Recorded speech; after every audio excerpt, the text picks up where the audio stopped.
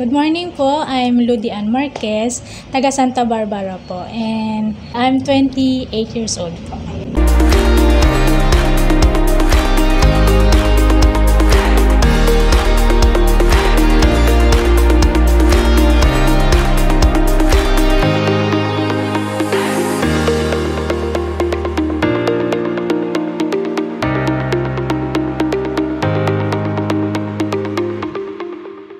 Good morning, Philippines! Sa inyo ang panibagong edisyon ng ating lingguhang segment na negosyo at empleyo. Sabi nila, ang buhay ng mga negosyante ay maihahalin tulad sa kape.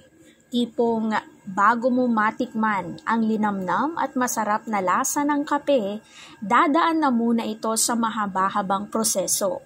Ganyan din ang takbo ng buhay ng mga negosyante. Bagamat swertihang maituturing, pero karamihan sa kanila, literal, nag-uumpisa muna sa hirap at mahabang proseso bago magamay at makamtan ang tagumpay. Sabi nga nila, madalang sa kwento ng mga negosyante na instant, malafiesta kaagad ang kanilang atake.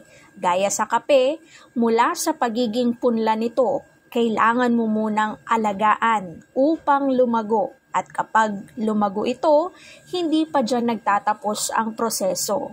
Continuous learning ika nga nila. Hindi pwedeng tumigil sa isang bagay na alam mo lang, kundi kahit sa mga bagay na hindi pa gamay at kahit pa ito'y may kahirapan, parte ito ng hamon sa pagiging isang matagumpay na negosyante. Gaya na lamang ng isang negosyante na ating nabisita sa bayan ng Kalasyaw, hindi biro ang kanyang mga pinagdaanan bago makamtan ang unti-unting pag-angat sa buhay. Malayo pa, pero malayo na. Di ba't kay sarap pakinggan ang katagang ito, lalo na mula sa mga taong talagang nagsumikap para lamang maabot ang kanilang mga pangarap. Hindi pa man 100% na nakakamtan ang salitang success, handa pa din silang sumabak sa kahit na anumang hamon ng buhay.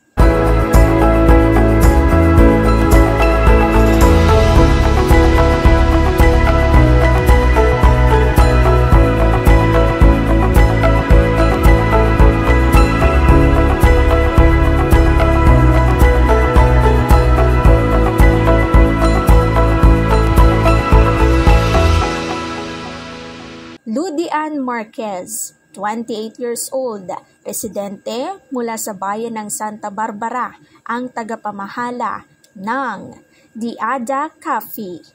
Sinong mag-aakala na nag-umpisa ang kanilang negosyo sa simpleng mobile cafe hanggang sa kalaunay sumakses sa buhay. Nagkaroon na ng sariling physical store. Motor lang ang gamit noon nila Ludian. Sa loob ng isang malaking kahon, nakalagay ang kanilang mga paninda. Nag-iikot-ikot kung saan-saan para lamang makapagtinda. Maulan man o maaraw, may okasyon o wala, tuloy ang kanilang laban. Joyride na may kasamang negosyo kumbaga ang kanilang araw-araw na atake. Kung saan maraming tao, kahit nga sa gilid lang ng kalsada, dun sila pumupwesto. Mahirap ika nga ni Ludian dahil matagal din silang nagtiis sa ganitong setup. Ngunit gaya nga sa kasabihang kung may tiyaga, may nilaga. Kalaunay nakamit din nila ang magandang bunga.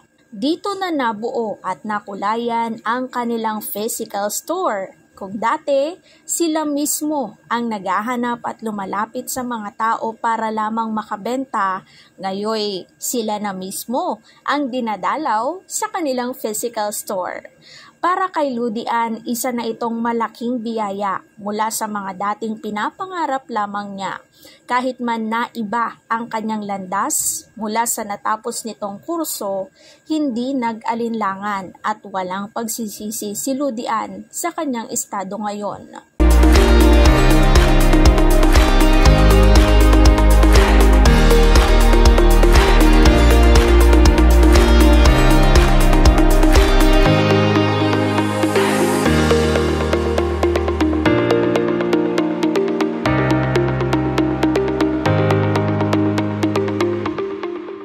Mahirap man ang buhay ng isang negosyante pero dahil sa dedikasyon ni Ludy Ann at sa tulong na din ng kanyang pamilya at mahal sa buhay, nalalampasan niya ang kahit na anumang pagsubok.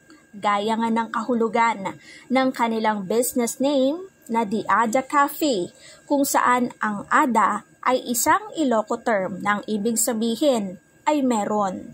Isang salita, nakakakitaan at tunog positibo. Bilang isang Ilocana, ito ang madalas panghugutan ni Ludy Ann, lalo na kung siya ay nakakaramdam ng panghihina, kritisismo o negatibong pananalita galing sa komunidad. Iniisip na lamang nito na sa kabila ng magulong mundo, merong nag-aantay na magandang balita sa dulo. Luha man sa ngayon, darating din ang araw na merong ngiti na makikita sa kanyang mukha. Kaya nga't payo din ito sa kanyang mga kapwa negosyante, tuloy lang sa mga pinapangarap. Nariyan man ang kaliwat ka ng pagsubok, huwag hahayaan na malamon tayo nito, bagkus ay humanap ng inspirasyon sa buhay. At higit sa lahat, huwag makakalimot dumaing sa poong may kapal. Dahil sa kahit na anumang estado na meron tayo ngayon, laging tatandaan na hindi naman tayo ilalagay ng Panginoon sa isang sitwasyon na sa tingin niya ay hindi natin kayang ipanalo hanggang dulo.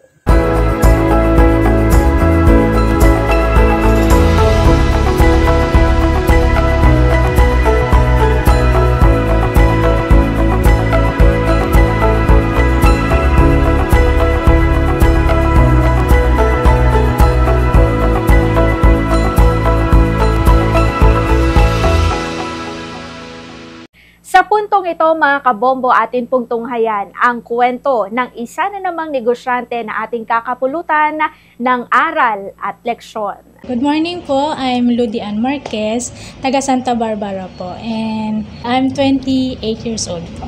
Alright, actually the Ada Cafe nag-start lang po last year, month of November. Nag-start po kami sa mobile cart po, bali naka-attach, may box po kami and naka-attach po siya sa motorcycle. So kung saan-saan po kami nagpupunta para magbenta, para ma-share po yung coffee po namin. Before ang ino-offer lang po namin ay coffee and matcha and fruit series. Wala pa po talagang food kasi hindi po siya possible dahil cart pa lang po. And then nung January lang po, I decided po na magsimula na ng physical store and nag-start po talaga tong physical store ng March 8. Biggest challenge po talaga sa amin is dahil first time po naming magnegosyo, wala po talaga kaming total background. Even sa yung binibenta po namin, talagang pinag-aralan po namin. Kailangan, bakit kakaiba siya, bakit siya iba sa iba. Kasi ang dami na po talagang may coffee ngayon. So, totoo lang po. Ang hirap pong makipagsabayan. Pero, we're confident naman po na iba po sa amin. May mga, napansin din po kasi ako na most na ginagamit pong brewing method ay espresso machine po talaga sila. Espresso machine po. So, sa akin po, iniba ko lang po. Pero siguro eventually, hindi ko naman po sinasabi na hindi po mag-espresso machine. Pero sa ngayon po, ang gamit ko po ay AeroPress at saka cold brew po. Para mas sweeter po yung note ng coffee. The Ada Cafe po actually medyo weird kasi Ada hindi naman po yun yung name ko. Yung layo, Ludy Ann. Ang name po ng first black cat ko po ay Ada. Actually, male cat po siya na nagkamali po ako, akala ko po babae siya, and then nung lumalaki siya, nakita namin, lalaki pala, pero hindi ko na po pinalitan. So, pinanindigan namin yung Ada, and then dahil first black po siya, talagang super attached ako sa kanya. Even siya, sobrang attached siya sa akin. So, sa kanya ko po in-inspire yung Ada Cafe. At nataon din po na Ilocano po ako. Ada means meron. So, Ada Cafe, medyo inartihan lang ng konti, pero Ada Cafe, merong kape, there's a coffee. Yun po yung background ng The Ada Cafe. That's why yung logo din po namin merong pusa. I think the edge po is we're open po sa pet. Number 1 po yun. Kaya ini-encourage ko rin po yung mga pet lovers na mag-stay din po dito kasi wini-welcome po namin. Another thing is, siguro edge po is yun nga po yung brewing method ko po, which is AeroPress and Talagang freshly brewed po siya. And another thing siguro, air condition, itong place ko po. Kahit maliit po siya, talagang una ko pong kinonsider kapag nag-physical store po ako is yung comfort po na malamig, lalo na pag sa Pilipinas sobrang init po talaga ngayon. Lalo na ngayong season po. Tapos, yun po, siguro, ngayon po, inaaral dahil bago pa lang din po ako sa industry na to, inaaral ko rin po na magdagdag pa ng mga menu, ng mga dishes. Sa ngayon, hindi pa po kami makapag full blast, pero dahil ako lang po talaga din ang nagmamanage po mag-isa. Pero I'm trying my best po na makapagbigay pa po ng more products para more options po sa mga customer. Number 1 po is dahil mahilig po talaga ako sa kape, pero hindi ko siya, kumbaga, hindi siya accessible sa akin. Lagi ako mostly 3-in-1, yung tinitimpla.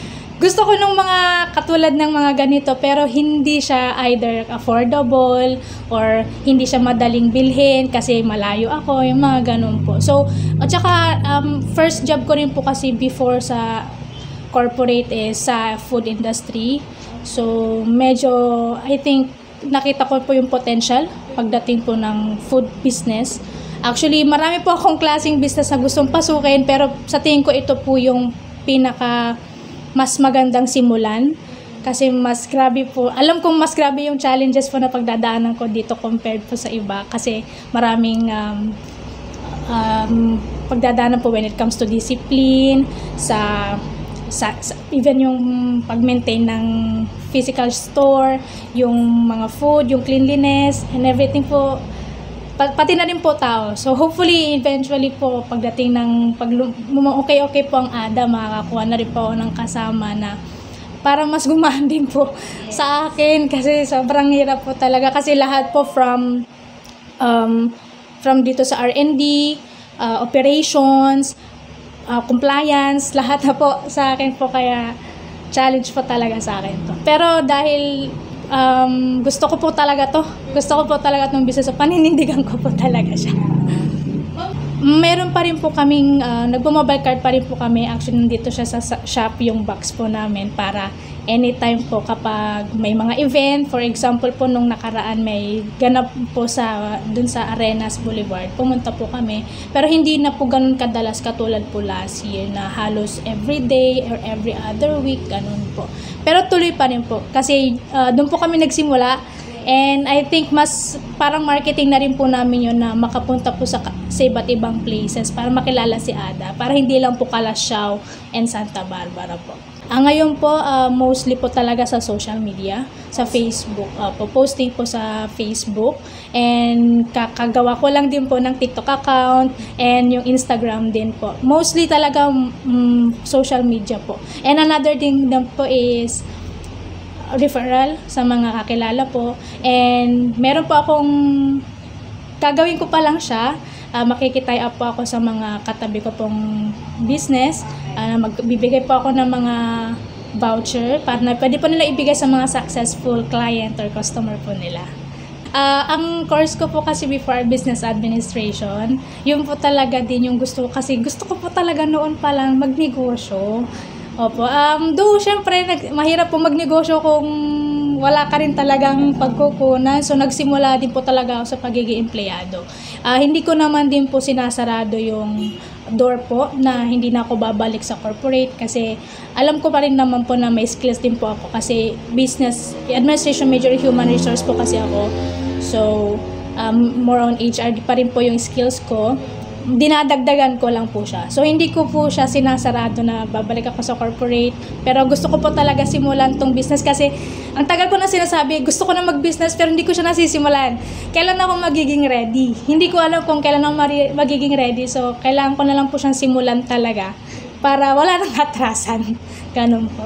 Ang una ko pong in-offer talaga is coffee lang po muna. Research lang po sa mga flavors, and then sumunod po si matcha hanggang sa kung ano-anong variant na po ng drinks. And then nung nag-physical store na po ako, naisip ko po kasi para ma-maximize ko po yung rent ko, ganyan, magdagdag na po ako ng food. Una po talaga yung mga madadali, Katulad po ng fries, waffle. And then ngayon po kakasimula ko lang din po. Pero pre-order pa lang po siya sa ngayon, which is the cream puff and the graham balls po. Ang kwento po nun, lahat po ito mga gusto ko din po talagang kainin. Opo, kasi ang hirap din kasi gumawa ng isang bagay na hindi ko sure kung gusto ko.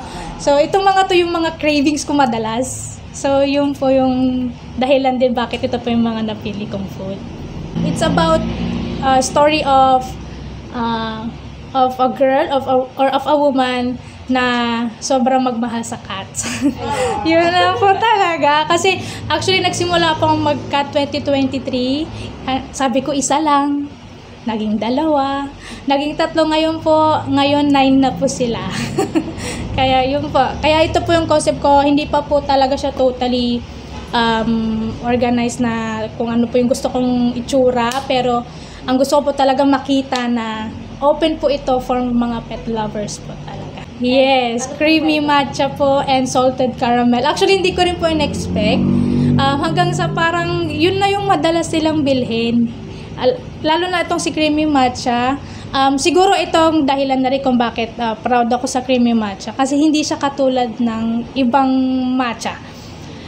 Blended po kasi siya. May ginagawa po ako para make it different. I always make sure din naman na may hint po ng uniqueness po itong mga product ko po. Itong creamy matcha kasi hindi lang siya matamis kasi minsan depende sa customer kung gusto nilang matamis. Pero may talagang malalasahan mo yung matcha na hindi naman mapait. So ganun po. Yun po yung naririnig ko rin kasing feedback. Sa salted caramel naman po, balance po kasi siya. Lasa mo pa rin yung kape nang hindi naman na-overpower ng caramel. So yun po I think yung dahilan di ba't nila binabalikan po itong mga product na to, specifically pong salted caramel and creamy matcha. Iba siya, ganun po. Gusto ko yun yung, actually na, yun po yung iba ko narinig, masarap kasi parang hindi, it sounds like hindi pa nila nalasahan sa iba. Though common naman po yung flavor, salted caramel, creamy matcha, pero parang iba. Alam mo po na ito yung magiging item talaga ni Ada. Ada lang. I'm not sure kung magagawa po ng iba, pero hopefully, Ada lang, ganun po. Sige po. Marami naman pong naniniwala sa business na to, sa product po namin. Kung depende minsan sa customer mismo, naririnig ko, kahit kumakain lang sila dito, hindi ako yung kausap, masarap be, masarap. Pero, nandun ako sa loob, pero naririnig ko talagang tumatawa po talaga yung puso ko na sabi ko, tuloy ko talaga to. May purpose ako bakit ako nandito. Hindi ako dadaling dito ni Lord kung hindi po ito para sa akin. Kaya tutuloy ko lang po ito. Ito po, mayroon po tayong various drinks. Meron po tayong caramel macchiato, salted caramel, creamy matcha, and fruit soda po na blueberry. Price range po nila from itong this one po medyo mura to, 65. And then itong mga coffee po around 85 kapag medium to 95. Meron din po depende sa kasi merong mas mahal which is Biscoffee 135, pero kapag yung mga ganito na more on sa coffee lang po talaga 85 to 100. And then creamy matcha po 95 pesos din po. Itong food naman po, 70 pesos. Around 70 pesos. Pero pwede na rin po siya for sharing.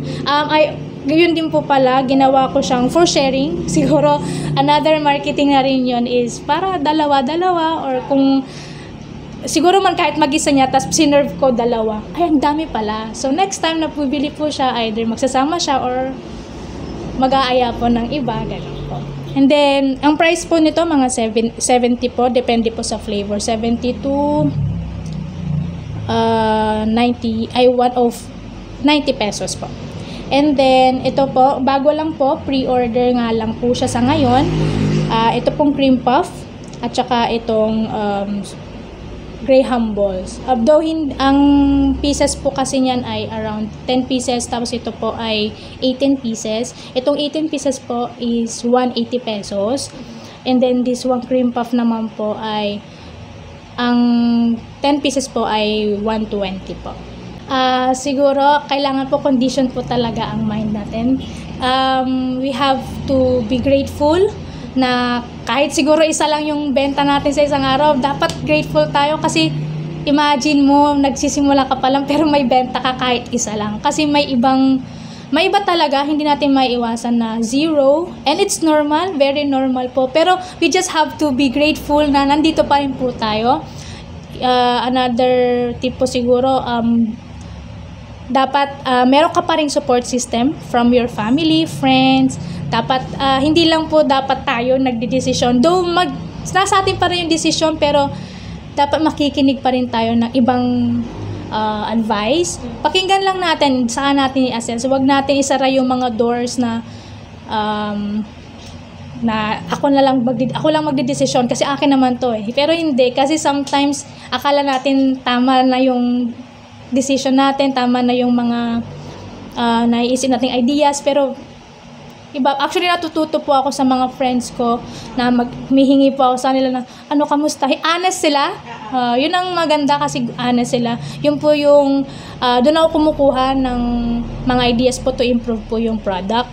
And then siguro wag pong makikinig sa mga negative. May mga panahon talaga na may katulad ng experience ko na nagsisisi ka na ba na nag-resign ka? Talaga bang yan na yung gusto mo? Wala ka bang planong bumalik sa pagtatrabaho? May mga ganun naririnig. Siyempre nakaka-down pero hindi. Tiwala po ako. Naniniwala po ako na may pupuntahan po ito. At saka gusto ko rin po na kahit papaano, kung babalik man po ako sa corporate, babalik ako sa corporate kung kaya na po ng business ko na mag-run kahit po hindi ako totally ang nagmamanage. Tiwala lang po sa sarili, tiwala din po kay Lord na nagbigay po sa atin ng business. Hindi niya po tayo lalagay sa lugar na to kung hindi to para sa atin. Kung hindi man ito yung talagang magpapa-asenso sa atin, magiging successful tayo, siguro maging positive pa rin tayo na pinagdaanan natin to para matuto. Magiging lesson ito para sa mga susunod pa ulit na gusto nating negosyo kung meron mang susunod. So, lahat po dapat positive lang. Kung may negative man, okay, tanggapin lang, pero mangingibabaw pa rin yung positivity dapat po, no matter what happen. Hello po everyone. I'm inviting you po na pumunta po dito sa The Ada Cafe. You can bring po your babies, your fur babies dito po sa Ada Cafe. Welcome naman po. And dito lang po kami sa Ambunao, Calasiao, Urdaneta, Calasiao Highway lang naman po. Malapit po siya sa Verde Royal Resort and Town Gate Park Inn, in front of Red Enterprises Corp po.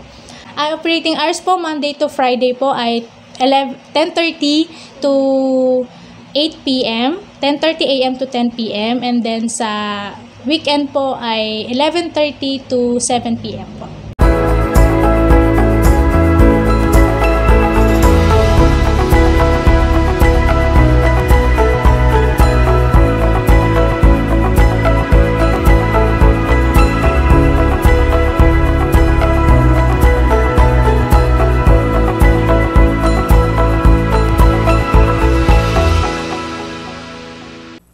Sumayin nyo ang panibagong edisyon ng ating lingguhang segment na Negosyo at Empleyo. Mula sa Reportorial Department ng Bombo Radyo Dagupan, Bombo Laimi Perez para sa number 1 and most trusted radio network in the country, Bombo Radyo Philippines. Basta Radyo, Bombo! Good morning, Philippines!